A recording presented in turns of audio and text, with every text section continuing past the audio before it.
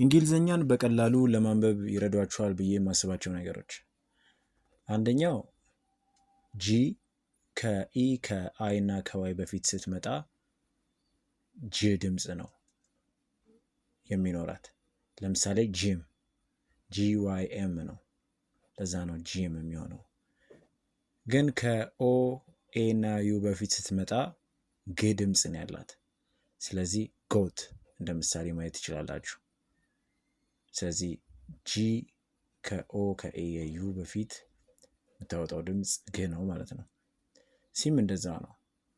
ሲ ከኤ ከኦ ከዩ በፊት ክ ድምፅ ታወጣለች። ለዛ ነው ካት ላይ ክ ድምፅ የምታወጣው ማለት ነው። ስ ድምፅ የምታወጣው ለምሳሌ ሲቲ ከሲ ከአይ በፊት ነው የመጣችው። ለዛ ስ ድምፅ ነው ያወጣችው ማለት ነው። ስለዚህ ስ ድምፅ ሊያወጣ የሚችለው ከአይ ከዋይ ከኢ በፊት ሲመጣ ነው ማለት ነው፣ ልክ እንደ ጂ።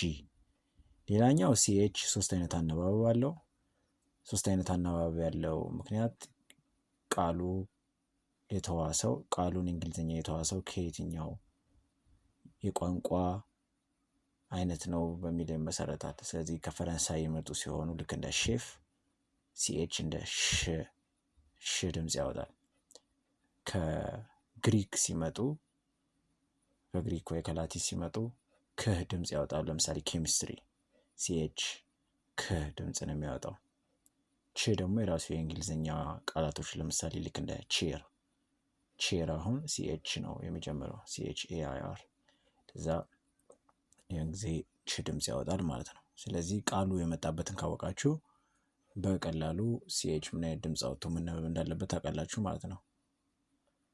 ኦኬ፣ ሌላኛው ኤስ በሁለት ቫውሎች መካከል ስትመጣ፣ በሁለት አናባቢዎች መካከል ቫውል ሳውንዶች ብዙ ጊዜ ምን ናቸው? ኤ ኢ አይ ኦ ዩ። ቫውል ማለት አፋችሁን በመክፈት የምታወጡት ድምፅ ማለት ነው።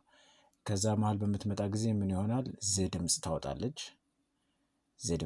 ከዛ ውጭ ግን የትኛውን ቦታ ላይ ከሁለት አናባቢ መሀል ካልሆነች ስ ድምፅ ታወጣለች። ዝ ድምፅ የሚያወጣው ለምሳሌ ሮዝ ROSE ሮዝ። ኤስ በኦ እና በኢ መካከል ነው የመጣችሁ፣ ለዛ ዝ ድምፅ ነው ያወጣችሁ ማለት ነው። ከዛ ውጭ ግን ለምሳሌ ስቴት የሚለው ቃል ውስጥ ኤስ እንደ ስ ነው የተጠቀምናት። STATE ነው ስፔሊንጉ። ስቴት ማለት ከተማ ሊሆን ይችላል፣ ወይ ደግሞ ዝርዝር እንደማለት ሊሆን ይችላል። ኦኬ፣ ይህን ካለን ሌላኛው ፒኤች እንደ ፍ ሊነበብ ይችላል።